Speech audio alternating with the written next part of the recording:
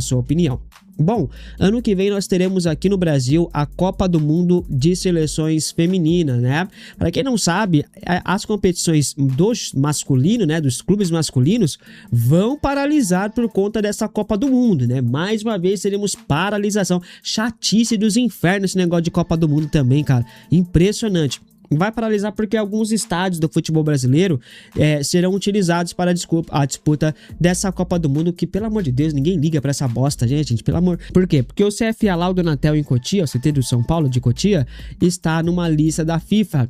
Essa lista é em relação aí aos centros de treinamentos que poderão ser utilizados pelas seleções nessa Copa do Mundo. O CFA de Cotia, rapaziada, está na primeira lista, né, entre as principais, que a estrutura realmente é espetacular, né? Quase que uma cidade, o CFA lá, o Donatel. A FIFA pagará um valor para os clubes que tiverem seus CTs escolhidos, tá? No caso do Maracanã, por exemplo, a FIFA pagará $200 mil por cada jogo utilizado ali, jogado no estádio.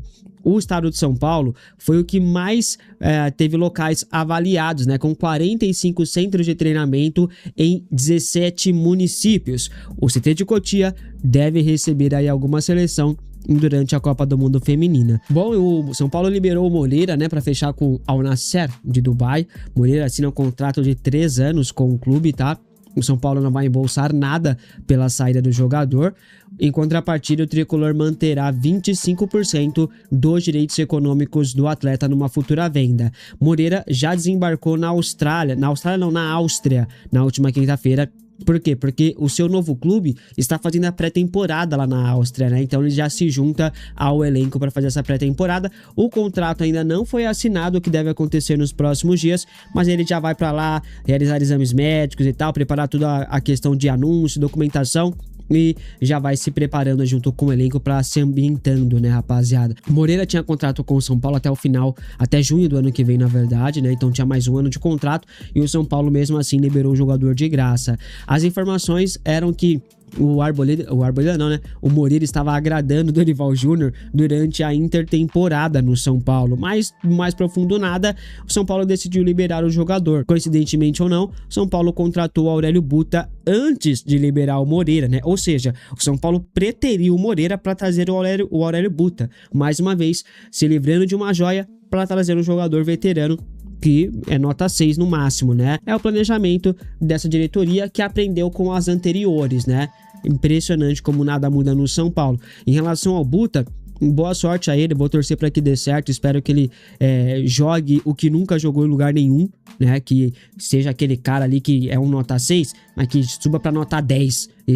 Essa é a minha torcida para ele. E renovação de contrato de Caleri segue travada, né, rapaziada? O Rafinha até chegou a dizer essa semana que nos próximos dias nós teríamos boas notícias. Apesar dessa fala, as informações que chegam é totalmente o contrário e preocupam bastante, né? Valentim Furlan do All Sport disse o seguinte sobre a negociação, abre aspas: o Caleri não tem a renovação ainda acertada com o São Paulo. Na verdade, muito pelo contrário. O negócio está até meio emperrado ali por questão financeira. Ele pede uma compensação bem acima do que o São Paulo pode pagar hoje. O Caleri vai precisar jogar bola para tentar negociar. Com a pedida atual, não tem chances, fecha aspas. Na atual temporada, o Caleri fez 31 jogos, marcou 11 gols, é o artilheiro do time, um dos artilheiros. Em 2005, o Rogério Ceni marcou 21 gols em apenas um ano. Um goleiro. No ano seguinte, ele marcou 16, repetindo, um goleiro em um ano. Enquanto isso, o Caleri pede bônus para renovar o contrato. E sabe quais são os bônus? Bônus por marcar gol. O cara é centroavante e quer bônus por marcar gol. Pô, não dá, cara, não dá. O Caleri não entrega 15 gols por temporada. Não tem como. Olha os números. 2021, 16 jogos, 5 gols. 2022, 67 jogos, 27 gols, 6 assistências. A melhor dele no São Paulo, tá? 2023, 44 jogos, 14 gols, 6 assistências. 2024, 56 jogos, 14 gols, 7 assistências. 2025, 18 jogos, 3 gols e 4 assistências. O Caleri só marcou acima dos 20 gols em 2022. Fora isso, ele não entrega 15 gols por temporada. Não tem a menor condição de você renovar o contrato de um atacante pagando quase 2 milhões de reais por mês e ainda bônus por gol, sendo que ele não entrega 15 gols. Não tem retorno praticamente. Repito, Rogério Ceni, goleiro, entregava mais gol que qualquer um dos atacantes do São Paulo hoje, gente. Pelo amor de Deus, olha os números do Rogério. E o cara é goleiro. Você renovaria o contrato de Caleri? Comente aqui abaixo. Bom, como já noticiamos aqui, o São Paulo quer um novo meia para 2026, a pedido do técnico Dorival Júnior, que vira a função aí como uma necessidade para o elenco. Um nome que trouxemos aqui há uns dias teve situação atualizada. Juan Quintero rescindiu seu contrato com o River Plate. Agora o meia colombiano está livre no mercado, podendo assinar de graça com qualquer clube.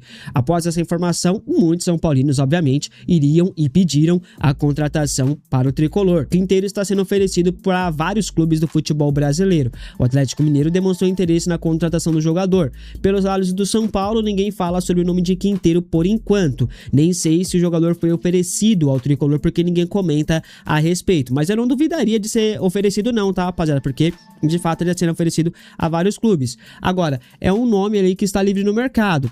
Tá livre para assinar, de graça. É aquela tal oportunidade de mercado que o São Paulo tanto gosta. Você aceitaria a Juan Quintero no São Paulo? Acha que a diretoria deveria ir atrás do jogador? Comente aqui abaixo a sua opinião. Alô, Rafinha, hein? O meia tá aí, disponível.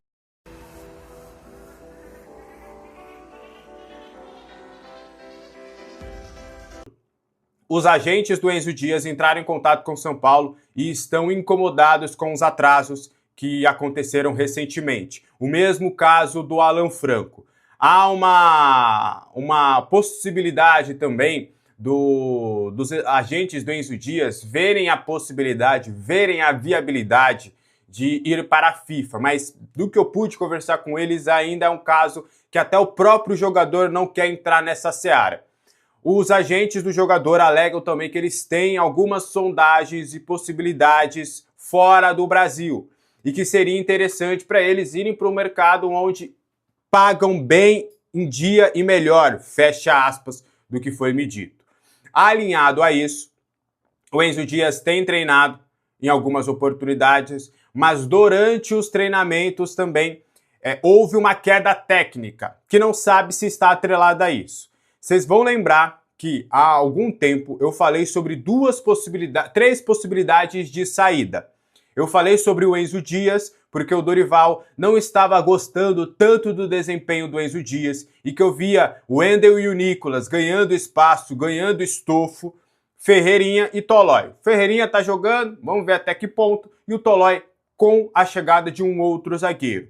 Pois bem, Dorival não é que ele não tem gostado, mas não gosta do personagem, da figura Enzo Dias, não é isso. Mas nos treinamentos o Enzo Dias tem desempenhado mal.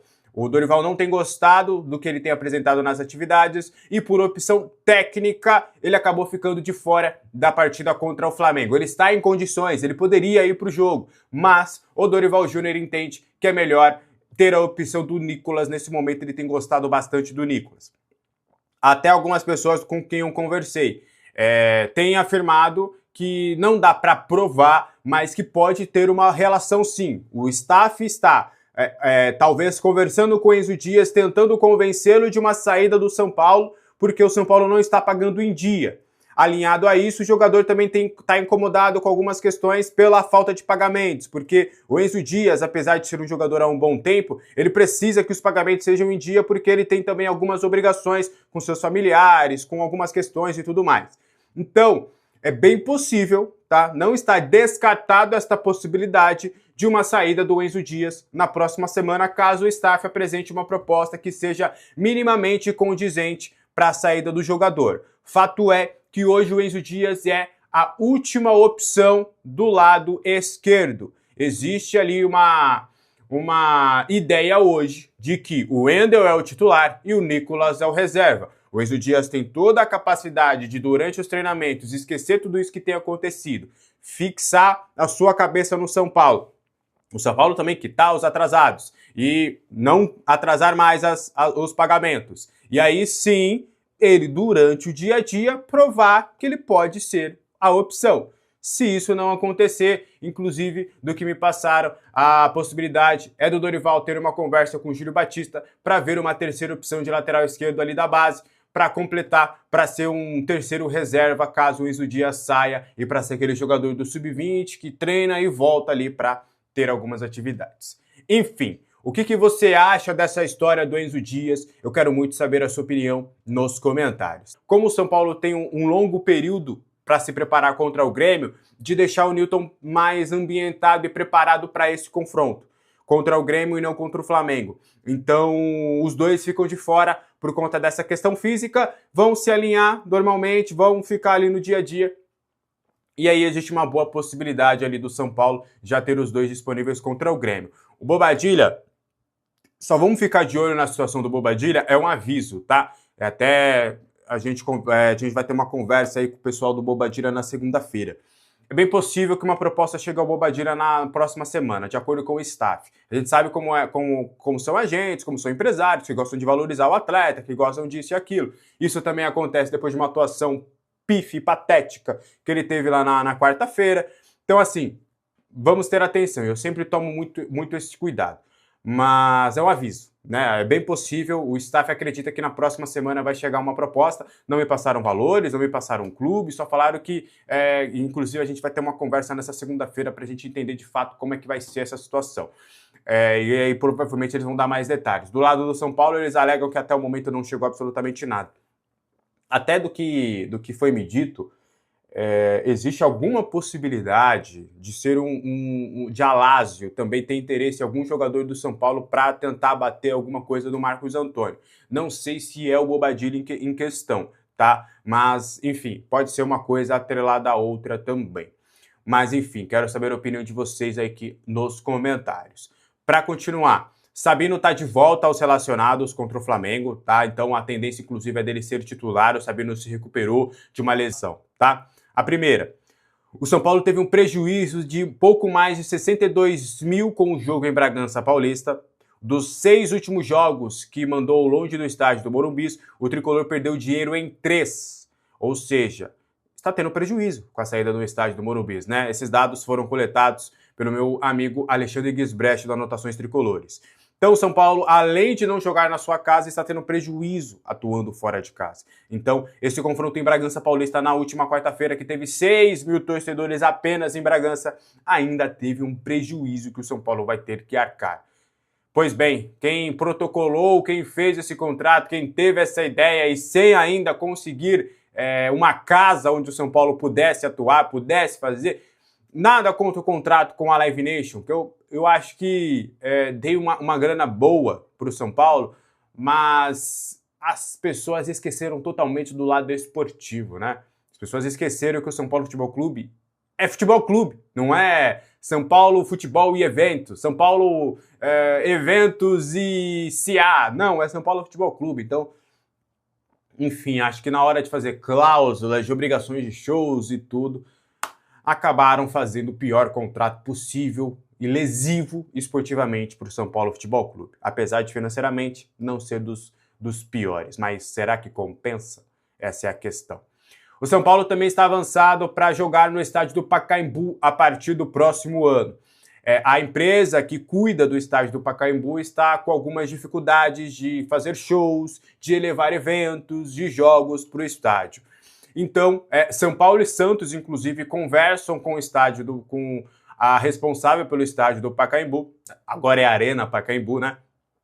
Para voltar ali uma grama natural. O São Paulo, inclusive, se colocou à disposição para levar toda a sua tecnologia, todo o seu conhecimento, as empresas que estão sendo as responsáveis por cuidar do estádio do Morumbi, do gramado do estádio do Morumbi, também toda a tecnologia, tudo para o estádio do Pacaembu. As negociações estão bem avançadas, bem otimistas, mas ainda não estão fechadas e exigiria uma reforma. Não é só tira isso aqui, bota... não, é uma reforma no gramado. Então isso demandaria tempo e é por conta disso que São Paulo e Pacaembu ainda não devem se encontrar nesta temporada. A expectativa é para o ano que vem.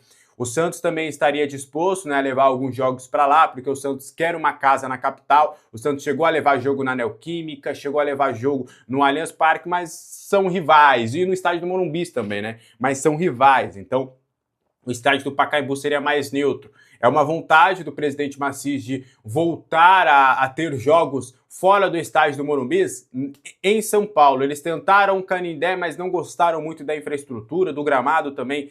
Houve muitas reclamações, a expectativa era deles transformarem o Canindé na segunda casa do São Paulo, mas eles não gostaram muito daquela ida contra a Chapecoense. Então a expectativa é de conseguir fechar o estádio do Pacaembu para 2027, o São Paulo poder atuar no Pacaembu. Bom, acho que é uma boa solução, é uma excelente alternativa, colocando o gramado natural lá, eu acho que o São Paulo tem que jogar lá sempre que possível, e aí acho que minimizaria um pouco, tá? Não 100%, mas minimizaria drasticamente essa ausência do estádio do Morumbi. Com todo respeito a Bragança, ao Brinco de Ouro, são bons estádios e tudo, mas, enfim, São Paulo precisa jogar na capital, precisa jogar por aqui, e acho que o Pacaembu também tem esse lado histórico, sentimental dos torcedores. O Palmeiras também, olha o que o Palmeiras fez com o Rafael Veiga, Gustavo Scarpa, caras que ganharam muito lá também. O Rony. Times vitoriosos, times que estão ganhando, eles encerram o ciclo com os jogadores que podem começar a dar problema. Não é problema extracampo, não é nada disso. É não render tanto. E o Luciano e o Caleri, pra mim, no São Paulo, já chegaram no limite. Já chegaram no limite ali do que podia render. Já deu, valeu, vai sai pra ficar uma história legal. Saiam pra ficar uma história legal. O Luciano não é um cara barato, é um cara caro. Pelo que tá rendendo. O Luciano de 10 contra esse jogo contra o Atlético Paranaense é desesperador olhar esse cara jogando. E o Caleri quer ganhar 3 milhões por mês, né? 3 milhões de custo total. O salário vai ser quase 2. Pô, que futebol é esse? Então, pra mim, o São Paulo precisa encerrar ciclos. Pra mim, o problema tá aqui no ataque. Já poderia começar a entrar mais com o menino Rian, ver um outro centroavante, colocar o Vitor Sá na esquerda, trabalhar com o Arthur, Vitor Sá, já pensar num Cebolinha. E aí, a gente tem o Lucas Moura. Nós temos o Lucas Moura. Muito provavelmente ele vai continuar no São Paulo. Mas não tem um meio atacante. Não tá funcionando isso aí. Tá ficando um espaço muito grande. O Marcos Antônio, Danielzinho, Bobadilla, quem quer que seja ali de segundo volante, não tá conseguindo chegar bem. Precisa ter um meia atacante para fazer essa transição dessa bola. Não está funcionando. Tem que tirar, tem que colocar um cara com característica de marcação no meio de campo. Aí você trabalha com o Marcos Antônio ou com o Danielzinho, tem que ser o Marcos Antônio, né? O segundo volante. Não tem essa de Marcos Antônio meia atacante, não tem isso. Segundo volante, Marcos Antônio tem que ficar flutuando entre o meio de campo e a meia de ligação e o ataque. Então, o Marcos Antônio precisa de um meia atacante, um cara de cadência, tipo um Gustavo Scarpa, tipo um Rafael Veiga, pra ele poder chegar, a hora que ele estiver indo pro ataque, ele chegar com mais liberdade. Pra ele ou fazer o arremate final, pra ele ou fazer a finalização, ou ele armar pro Vitor Sá, Arthur, Caleri, Luciano, seja lá quem esteja no ataque. Então, o São Paulo, de qualquer forma, precisa de um meio atacante. E pra mim é o Rafael Veiga. Manda esse Caleri embora, não renova com o Caleri por 3 milhões por mês aí, fora o que deve. Ele tá pedindo mais 10, né, de luvas. E traz um Rafael Veiga. Rafael Veiga não vai... O México já falou que não vai comprar. Palmeiras não quer. Palmeiras quer se livrar. Não vai jogar lá no Palmeiras mais.